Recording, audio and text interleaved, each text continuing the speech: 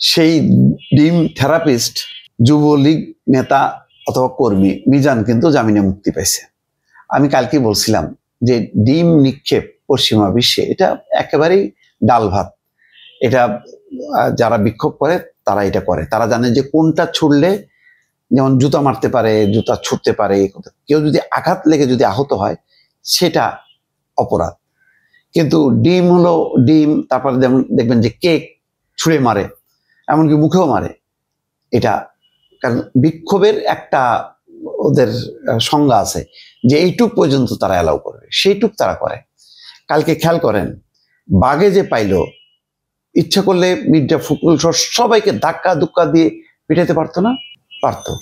বাগে পেয়েও কিন্তু কেউ হাত দেয়নি গায়ে, গালাগালি করছে। গালাগালি করলে সমস্যা নেই, যে সে তো মুখে তার ক্ষোভটা এটা প্রকাশ করছে, তার এটা একটা স্বীকৃতি আছে, কি বলে গণতান্ত্রিক অধিকার, মত প্রকাশের স্বাধীনতা হিসেবে স্বীকৃতি আছে, সেটাই কিন্তু করছে। দেখেন কণ্ঠগুলি খেয়াল করেন, বলছে যে এই আপারে কিন্তু দিস না, এরা দে, আক্তারে দে, রাজাকারের বাচ্চারে দে। মির্জা ফখরুলকে ধাক্কা দেয়নি, দিতে পারতো, দিলে মির্জা ফখরুল পড়ে যেত। কিন্তু তার বয়স, তার এটা সবাই জানে যে ওনার যথেষ্ট পরিমাণ শারীরিক দুর্বলতা আছে বয়সের কারণে। ওখানে বলছে এই সিনিয়র নেতা কেউ সালামও দিছে, কেউ গালিও করছে।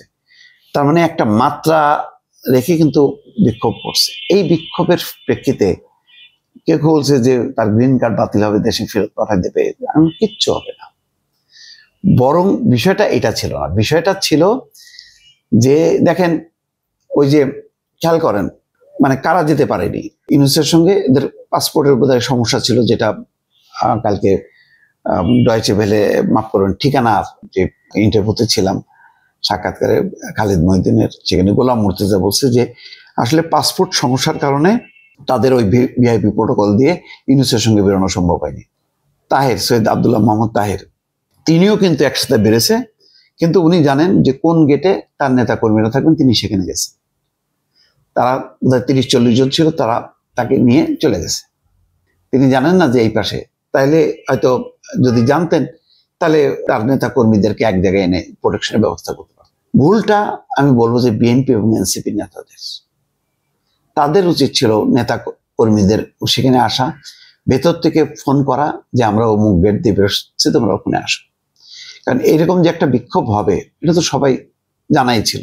এই জেনে শুনে বিষ করেছি পান, এই জায়গাটা হইল কেন? ফলে এটা আমি মনে করি যে আওয়ামী লীগ সন্ত্রাসী কর্মকাণ্ড চালিয়েছে, এই সেই বিশালে করছে না।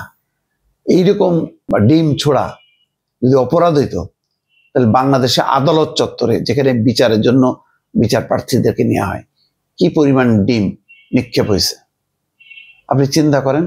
ওই সমস্ত ডিমগুলি এক জায়গায় করেন, এটা একটা বিশাল বাজার হইতে পারে, যে পরিমাণ ডিম ঢাকার আদালতে হয়েছে।